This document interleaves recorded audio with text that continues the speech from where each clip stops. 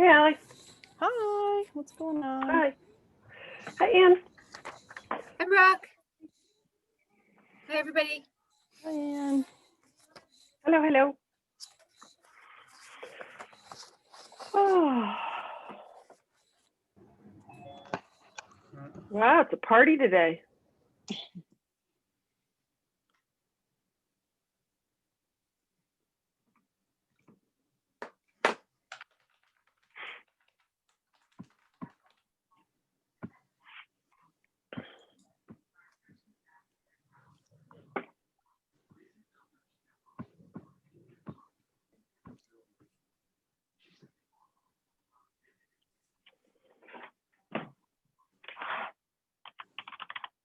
Hello, everybody. Like your background, Ann. Hi, Dave. How are you? Thank you, Ken. I'm good. Good. A little blast from the past visitor. Yeah, Okay. right? How's he hanging in there? He's good. He's on his way home. Oh, is he? Yeah. Yeah. He's in Boston, about to hop on a plane. That's where he should be. Yep. Yep.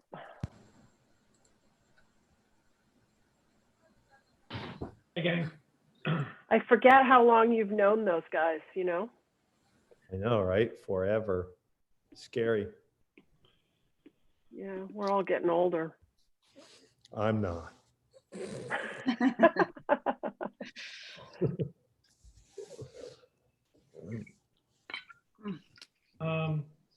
Eleanor, Yes, are you good to go?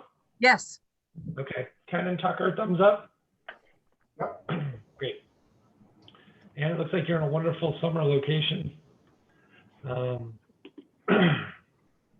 At the brewery, actually. Oh, there you go. So we'll go ahead and get started. As a preliminary matter, this is Brian Sullivan of the Nantucket Affordable Housing Trust. Permit me to confirm that all members and persons anticipated on the agenda are present and can hear me. Members, when I call your name, please respond in the affirmative. Brooke Moore. Here. Penny Dye. Here. Dave Iverson. Here. Allison Mitchell. Here. Christy Ferrantella. Here. Rima Sherry. Here.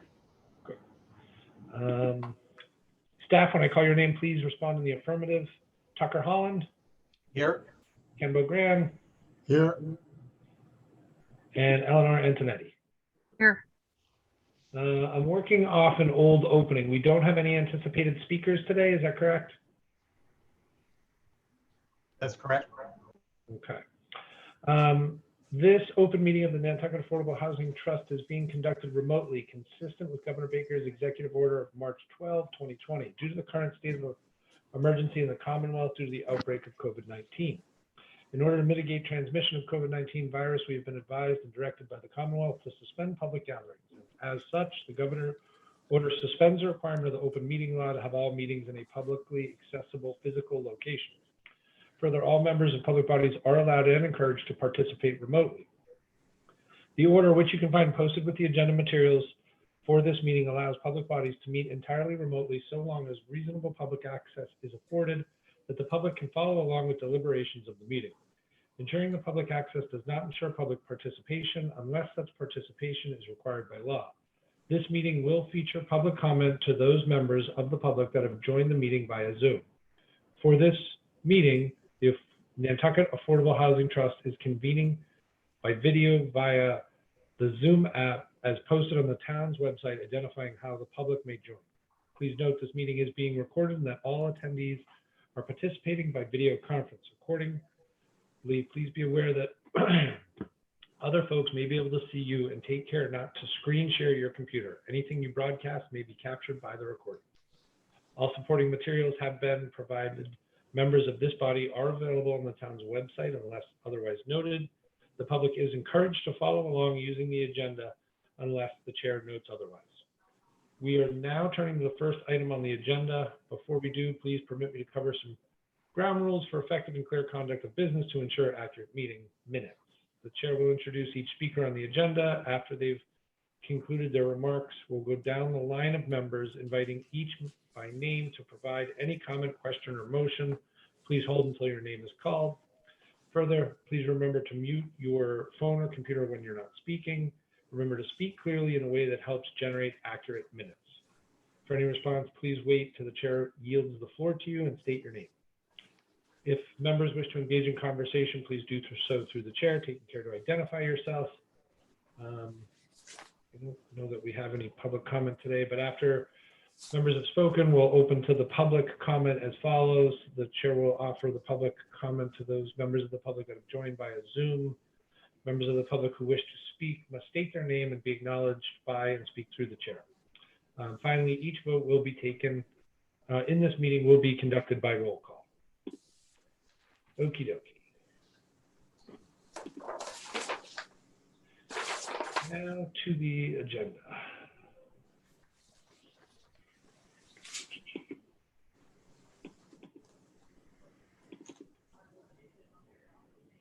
Those are minutes. Sorry, I'm using a different computer, so I'm not as well set up today.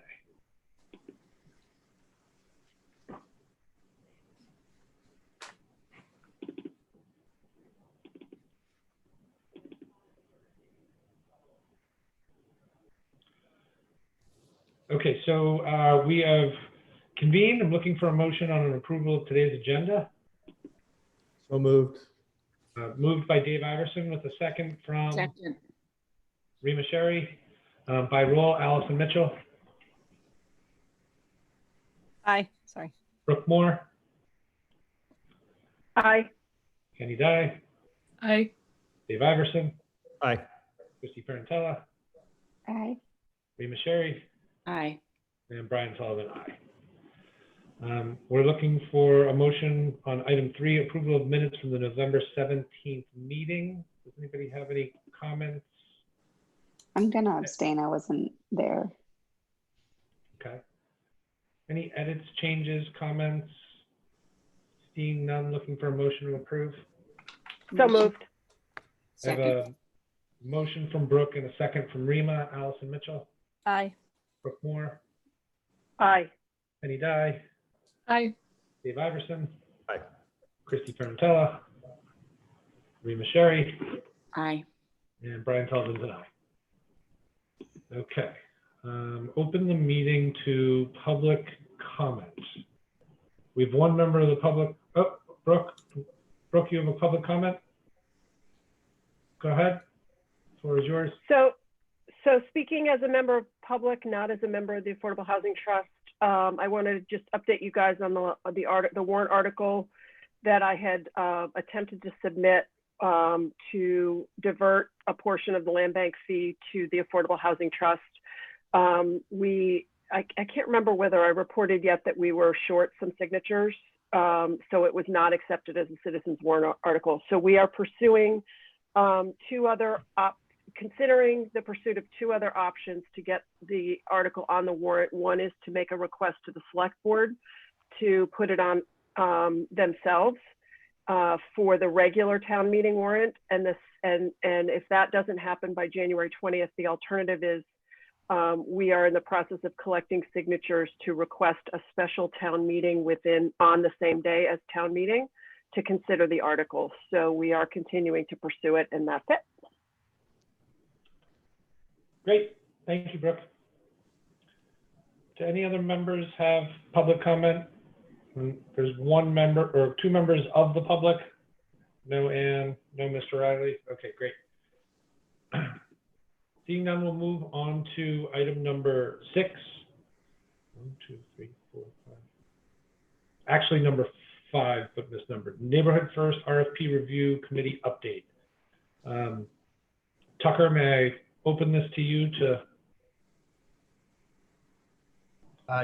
Yes, thanks, Mr. Chair.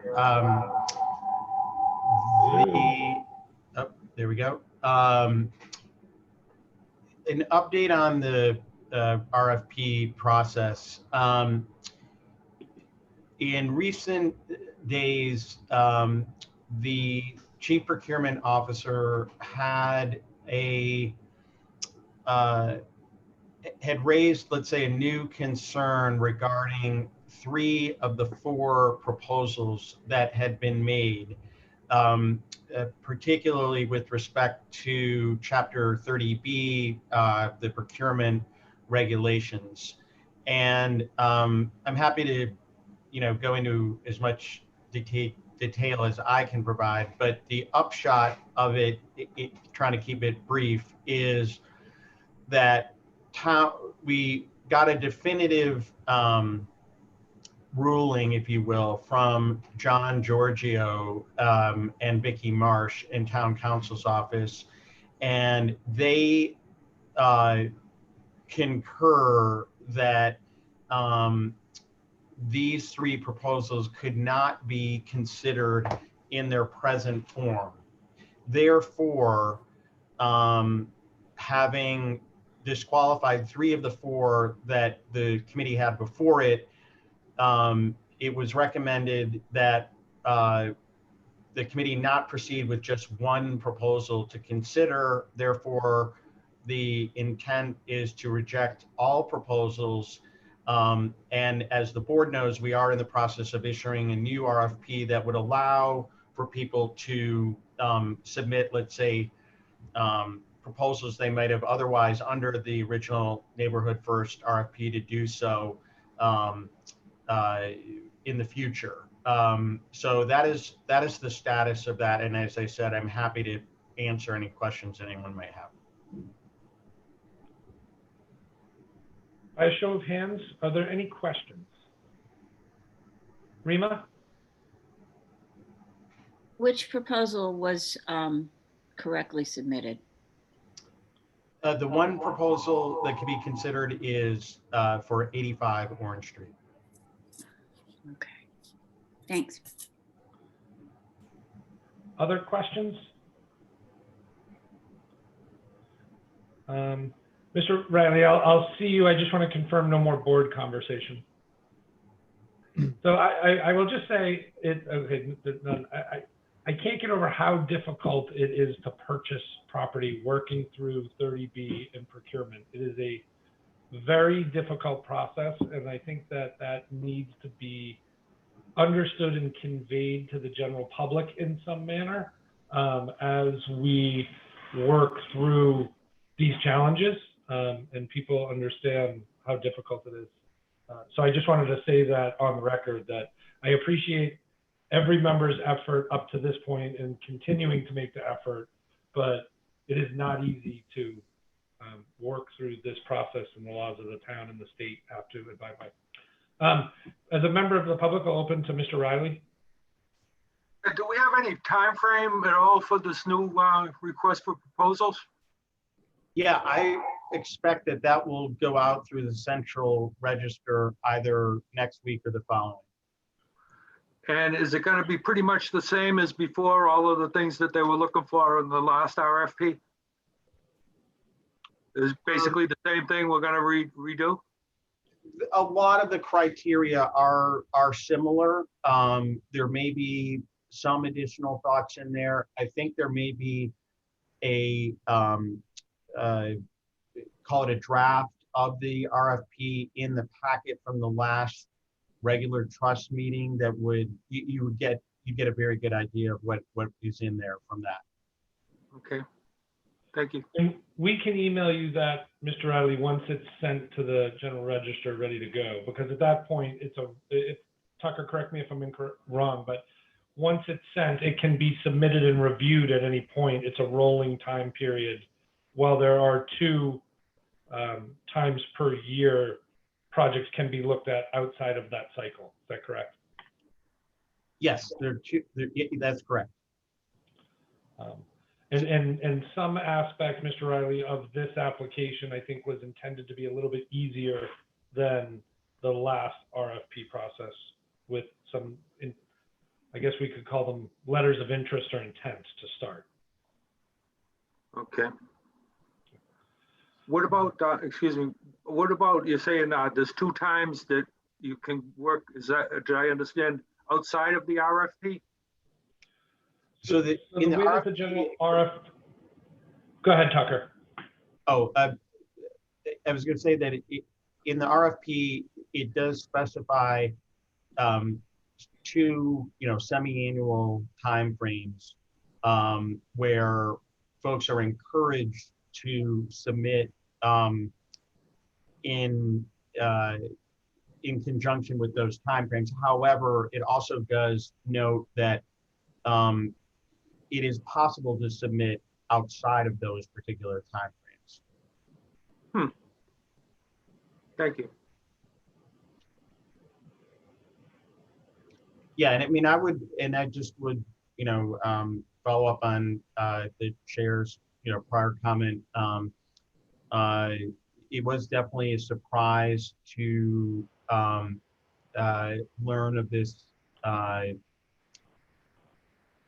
disqualification so far down the road here. There had been a question that came up actually during the public information session that was sort of on this topic, and legally reviewed answers were provided, but ultimately sort of far down the line here, there was a rethinking of things with respect to the 30B regulations. Like Brian said, it's not, they're not the simplest thing to deal with. Even though the procurement had deemed all the proposals eligible to be considered, ultimately they made a little different determination.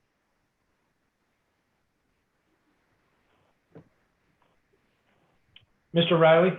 Yeah, is there anything in particular as to why that they were rejected? Can you go into the specifics of it? The basic reason was that the properties were being proposed for sale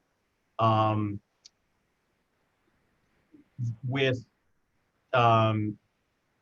a to be constructed element to them, not as is in effect. And what town council had determined was that the way it would have to work would be the property would have to be offered as is to the trust. The trust could elect to purchase it. Then the trust would go out and seek a developer for the property. Okay. And it could be, the developer could end up being the same person, but it would have to go through that process in order to meet the requirements.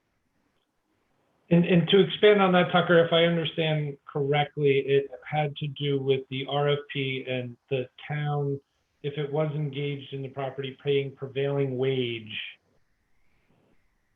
is kind of where the hiccup came from with town council, understanding the timing of delivery of the homes and the purchase. Is that correct? Could you say that again? I guess it had to do with the timing of the delivery of the homes and who the developer was as far as the town's ownership of it and the prevailing wage scenario of a contract to build the houses. Yes, it was the fact that the trust would own it in whole, and that the units had not been developed by the developer, by the property owner, I should say, prior to the trust owning the property.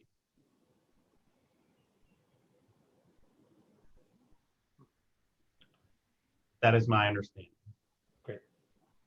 Any other questions related? Okay, seeing no hands or movement, we'll look toward getting that new RFP out and working through the process again. Okay. Housing production plan update, next steps, Judy Barrett and Jen, December 15th. So our next meeting, they will join us and we'll work through some of that plan. Tucker, do you want to kind of outline the document you sent around? And Sure, yeah, well, so we'll get into the document that was circulated at the next meeting, but those are the strategy / policy requirements of all housing production plans. We need to address each of those areas. And so Judy and Jen wanted to get that in front of the board to start thinking about, begin to think about, policy under each of those areas. So Judy and Jen are planning on the following, and I'll mention before I forget it, we are hoping at the December 15th meeting to, after the basic introduction and approval of the agenda, I think the first item we're going to try to have on the agenda is the work with Judy and Jen. I know we're aware that at least one of the trust members is only available for a limited time on that day. And so we want to kind of get right into that work, and then we would take up any other items after that. But the schedule that Judy and Jen are proposing, and I just want to get on folks' radars, I'll circulate this by email. We didn't receive it until recently, but it is between December 7th and 11th, they are going to be preparing a draft survey for review. They will be meeting with the trust on the 15th, as we discussed. And during the time frame of December 14th to the 28th, so 2 weeks, they are noting the trust would be reviewing the survey, revising, and translating it. They do ask that we confirm the languages for which the survey translation will be needed. In early January, specifically January 4th to January 8th, they would launch the survey. On Wednesday, January 12th, or Thursday, January 14th, they would like to do the first of the webinars that they had noted in our October kickoff meeting. It would be helpful to them if we could pick a day today for that webinar. Again, January 12th or January 14th. So think about that for a moment. Then they're planning to do focus groups and individual interviews January 18th to 25th, and then meet with the trust on February 16th. There would be another meeting on March 16th.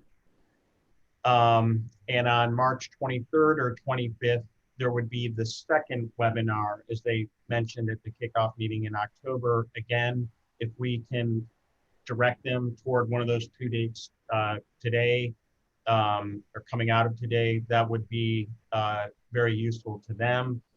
They plan to submit a draft HPP for the trust on April 12th, and then have a meeting with the trust on the 20th to basically provide, comment, and final revisions would be made subsequent to that, such that the new HPP would be submitted to DHCD on May 1st. So that is their planned schedule. If there are aspects about that folks would like to comment on, please do. And particularly, Mr. Chair, if we could get a consensus on the 12th or the 14th of January for webinar 1, and the 23rd or 25th of March for webinar 2, that would be helpful. show of hands, anybody have commentary on that? I have ZBA on the 14th of January, if it matters.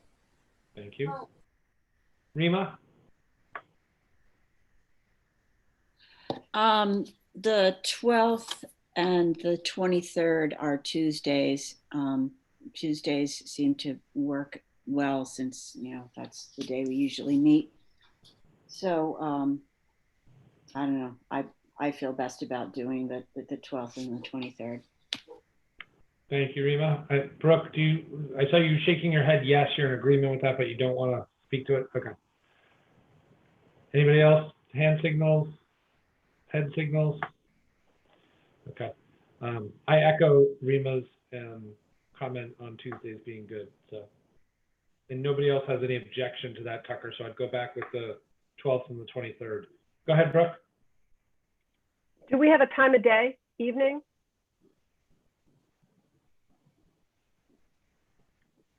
Tucker? They didn't bring up a particular time of day. I think if we wanted to suggest time of day in our reply, that would be good.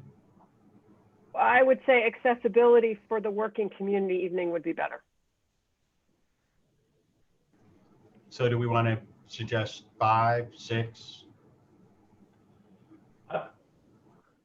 I'd like to try and accommodate both groups if we could start earlier before the end of the day, but not run too late so there's not loss of brain share. So if it's maybe a 3 p.m. or a 5 p.m. start, if people who are in the working community can either join late or leave their other situation early, but still accommodate so we're not meeting at 7 p.m. or 8 p.m. These are by invitation, Tucker? remind me.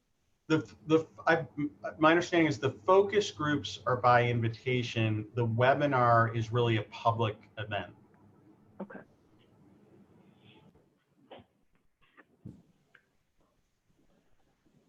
Rima? Through the chair, Tucker, do you know what time of day Judy and Jen were kind of thinking? They have any ballparks over there? I think they were, that those days right now are sort of open on both of their calendars. They are definitely used to doing meetings during the day and in the evening with towns and trusts. So I think the recommendation to try to schedule something in the 3 to 6 timeframe would work well for them. Brooke? What if we did one during the day and one a little bit later in the evening, so we maybe capture both audiences or people have the ability to participate?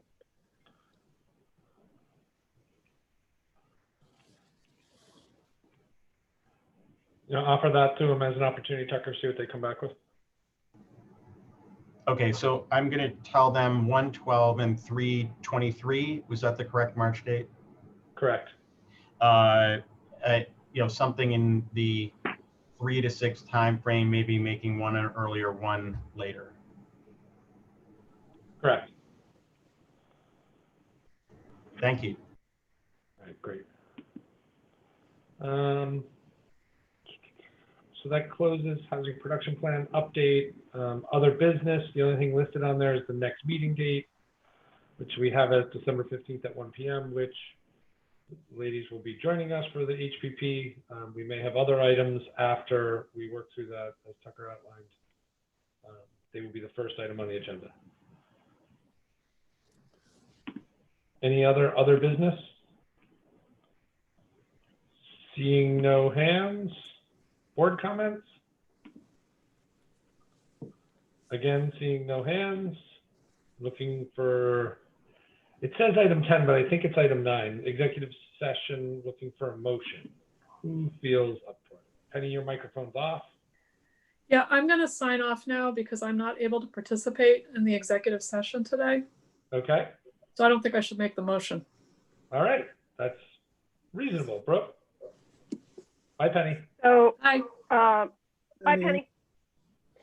So I move that we adjourn the open session to move to executive session, not to return to open session, for the purpose of to consider the purchase, exchange, lease, or value of real property where an open meeting may have a detrimental effect on the negotiating position of the public body. Second. I didn't That see was any. Christy. Dave? With Christy. Oh, it's Christy. Thank you, Christy. So motion by Brooke, second from Christy by roll call. Allison Mitchell, Aye. Brooke Moore, Aye. Dave Iverson. Aye. Rima Sherry, Aye. Christy Parentella, Aye. Brian Sullivan, aye. And so we're gonna just segue right into it, no break. We have to switch the Zooms. Yes. Yeah, we gotta jump off and jump back on the other one. Well, who mailed us the other link? Was you did? Tucker Okay. It was did. Perfect. immediately, He sent an invitation, so if you accepted it, it's in your calendar. Oh. Should be. Whoa. not, he sent it right along with this one. All righty. I'll find it. Thanks.